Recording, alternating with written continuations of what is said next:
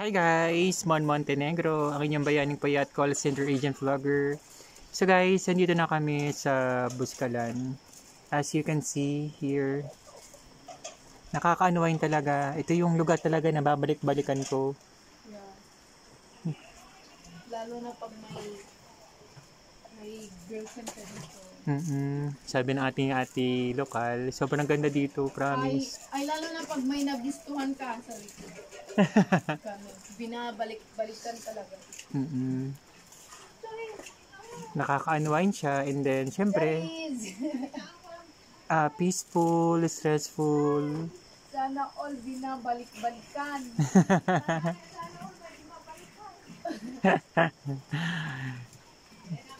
Mas masarap na lang na yung kalikasan na mahalin.